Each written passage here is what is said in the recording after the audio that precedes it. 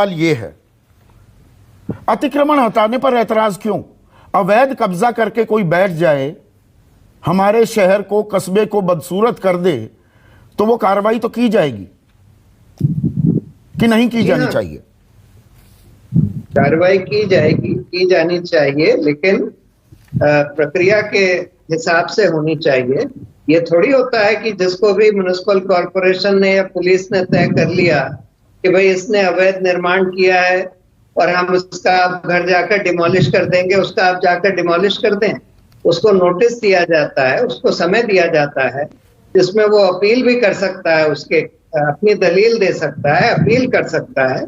और ये तो कहा भी नहीं जा रहा था। देखिए, जिस टाइमिंग पर ये करा गया, ये डेमोलिशन, साफ जाहिर है उसी तरह से खारगोन में भी किया गया था। वहां तो मंत्री ने बिल्कुल बाकायदा घोषणा करी थी कि भाई जिन लोगों ने पत्थर फेंके हैं हम उनके घर तोड़ देंगे। और यहाँ पर भी बीजेपी के नेता ने मेयर को लिखा और यही बोला कि भाई इन मुसलमानों के घर तोड़ दीजिए, इन लोगों ने पत्थरबाजी वगैरह करी है। तो इसलिए ये साफ है और कोई नोटिस वगैरह दिया नहीं गया और सिर्फ तय कर लिया गया, और वो भी समय तय किया गया था 2 बजे का। और जब ये उनको पता लगा कि सुप्रीम कोर्ट में याचिका फाइल हो रही है और इसको 10:30 बजे मेंशन किया जाएगा, तो उन्होंने उसको एडवांस कर दिया और 9 बजे कर दिया। और उसके बाद सुप्रीम कोर्ट ने करीब 10:50 पर स्टेटस को का ऑर्डर भी दे दिया। सारे मीडिया में फ्लैश भी हो गया, 11 बजे तक सारे मीडिया में आ गया। फिर भी ये डेमोलिशन का काम चलता रहा। और मेयर ने खुद बोला कि भाई हाँ, मुझे पता है कि ऐसा सुप्रीम कोर्ट का ऑर्डर हुआ है, लेकिन अब हम रोक देंगे। लेकिन फिर भी नहीं रोका गया और उसके 1 घंटे बाद तक ये डेमोलिशन चलता रहा। और उसमें आपने मस्जिद, जो वहां की लोकल मस्जिद है, उसका भी पार्ट या कम से कम उसका गेट वगैरह तोड़ दिया। तो ये साफ जाहिर है कि ये सब एक सोची समझी एक राजनीतिक प्लान था कि किस तरह से मुसलमानों को प्रताड़ित किया जाए, किस तरह से नफरत फैलाई जाए उनके खिलाफ, ये कह के। सॉलिसिटर जनरल तुषार मेहता प्रशांत कहते हैं कि जहांगीरपुरी इलाके की जहां तक बात है, 2 फरवरी 17 फरवरी को भी यहां कार्रवाई की गई। साल के शुरुआती महीनों से अब तक ये तो 6वीं कार्रवाई थी। कार्रवाई पहले भी हो रही थी, पहले बवाल क्यों नहीं खटा? नहीं, देखिए, ये तो जो डेमोलिशन का नोटिस दिया गया, ये तो अभी नोटिस नहीं, मतलब ये जो फैसला लिया गया, ये तो अभी लिया गया। और इससे पहले किसी ने ये नहीं बोला, किसी अधिकारी ने ये नहीं बोला कि भाई हम इनका नोटिस दे चुके थे या हमारी प्रक्रिया पहले से चल रही थी। ये तो तुरंत परसों इन्होंने ये आदेश जारी किया और कल सुबेरे उसको इम्प्लीमेंट कर दिया। तो इसलिए वहां पर मुझे नहीं लगता अभी तक, अगर नहीं, सॉलिसिटर जनरल तुषार मेहता ये भी कह रहे हैं कि कोई याचिकाकर्ता हाईकोर्ट नहीं गया क्योंकि वहां नोटिस दिखाना पड़ता, नोटिस दिए हुए हैं। उन्होंने आपके सामने ये दलील रखी सुप्रीम कोर्ट में।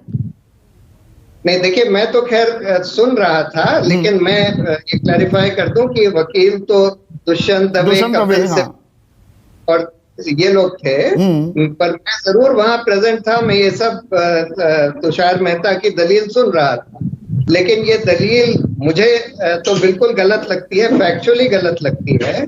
क्योंकि अगर ऐसा होता तो कल ही अधिकारियों ने ये बोला होता कि भाई हम नोटिस देकर ये कार्रवाई कर रहे हैं। ये बात तो कल सुबह कि हमने नोटिस देकर ये कार्रवाई करी थी, किसी ने ये नहीं बोला। ये तो आज दलील सॉलिसिटर जनरल की तरफ से दी गई।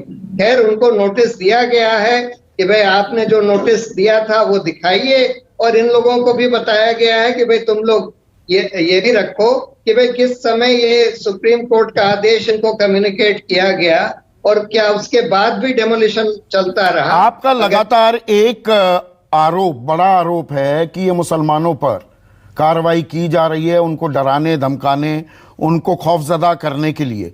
अब जहांगीरपुरी में ही गणेश गुप्ता की जूस की दुकान 77 में डीडीए ने अलॉट की, वो भी तोड़ दी गई। पंडित रमन झा पान की दुकान चलाते थे, वो भी टूट गई। सॉलिसिटर जनरल तुषार मेहता ने खरगोन की जानकारी दी। खरगोन में 88 हिंदू और 26 मुस्लिम लोग अतिक्रमण से प्रभावित हुए, मतलब उनके घर मकान तोड़े गए। 88 हिंदू 26 मुस्लिम। तो ये सिर्फ कि मुसलमानों के खिलाफ कार्रवाई हो रही है, इस बात में कितना दम दिखाई देता है? ये आंकड़े तो कुछ और कह रहे हैं। ये जरूर होगा कि उसमें कुछ मुस्लिम मकान भी होंगे, कुछ मुसलमान, कुछ हिंदू मकान भी होंगे, कुछ हिंदुओं की वो भी होंगे, स्टॉल्स वगैरह भी होंगे जो तोड़े गए।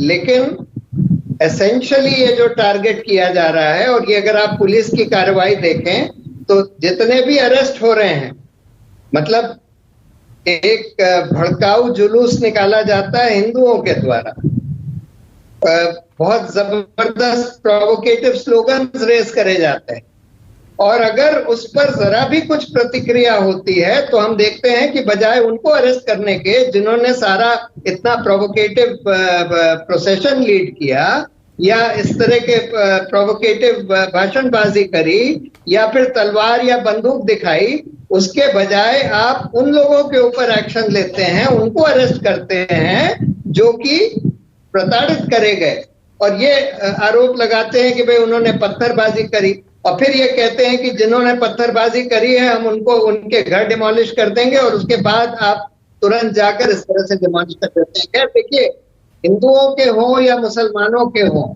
ये जो तरीका अब अपनाया जा रहा है, अगर ये एक पर्टिकुलर माइनॉरिटी कम्युनिटी को टारगेट करने के लिए नहीं भी है, फिर भी ये जो तरीका जो अपनाया जा रहा है कि भाई हम जिसके चाहेंगे उसके जाकर घर तोड़ देंगे बगैर नोटिस दिए, ये तो बिल्कुल पूरी तरह दादागिरी है।